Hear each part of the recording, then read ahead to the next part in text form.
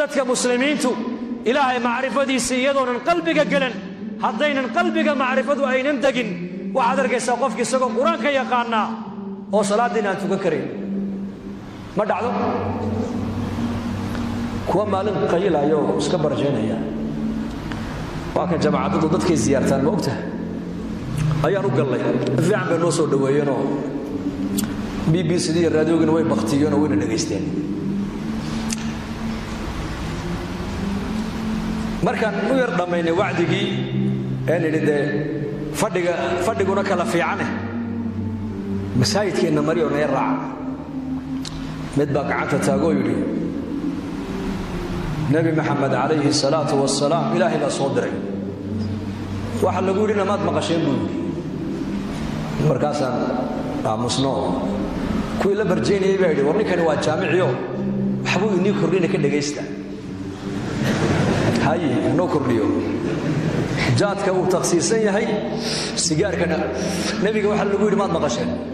bal noo sheeg fadakir inamaa anta mudakir lasta calayhim bimusaytirin ilaa man tawallaa wakafar hadalkaa ka warrama dadka waani baa nebiga laga yidhi adu waaniye unbaa tahay diinta dadka qasabka ka dhigaya ma tihin nebigii baa sidaa lagu yidhi waad noo sheegteene qasab ha nagaga dhigine iska socda markaasay kulligood yidhaahdeen ninkaas sheekhaygu waa ninkaas shaydaan baa sheekhiina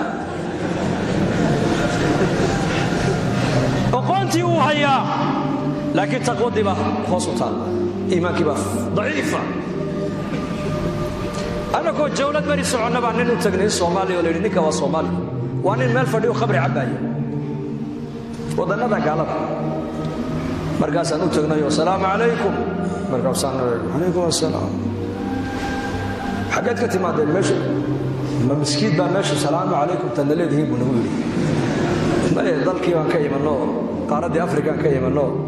ininkaanna soo buuqanno inaad miskiidka noo raacdaan doonayno miskiidka ah diinta ayaa dhibaray ninka buu yidhi diinba ma taqaanaan sawka ilaahay yidhi maa laa taqrabu asalaata wa antum sukaara xataa taclamuu maa taquuluun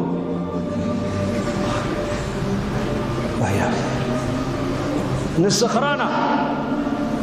oo aayaddu daliilinaya eg macluumaadka uu hayaa laakiin yaqiintiiyo iimaankii baa daciifa markaasaan ku nidhi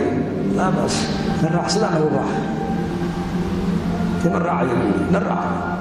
jamaacadda intii kalaad soo salaamay na raaca ilaahay fadligii ninkii sidii buu nagu soo raacay jamaacaddii buu la dhegaystay habeenkii buu nala seexday subaxdii markuu kacay ee khamraddii ay ka bacday uu arkay miskiid laga dul eedaamayo uunbuu telefoon qaatay oo wuxuu uun ayaa meeshan i keenay ii sheegay buu waan xidhibe booliis baan ugu yeedhay waddankan haddii booliis lagugu yeedho waa khalaas waa lagula tegi markaasaan idhi aan cidba kuuma yidhi naga raalli hawa iska socow bas iska socow markii dambe raggii noo sheegeen waxay nagu yidhaahdeen ninkaa waddanka markuu soo galay caalim buu ahaa weliba masaajid waddanka ku yaalluu imaamka ahaa bay nagu yidhahdeen maantana dariiquu khamriga ku cabbayaa macluumaadku waa shay waa gooni iimaankuna waa gooni weeyaan ummaddu maanta iimaanka hoosu yaalla iimaankeena inaan kor u soo qaadnaan u baahannahay markaas sidaa darteed bay saxaabada rasuulku inay iimaanka bartaan oo iimaankooga badbaadiyaan wax walba way ka doorteen wallaahi wax walba way ka doorteen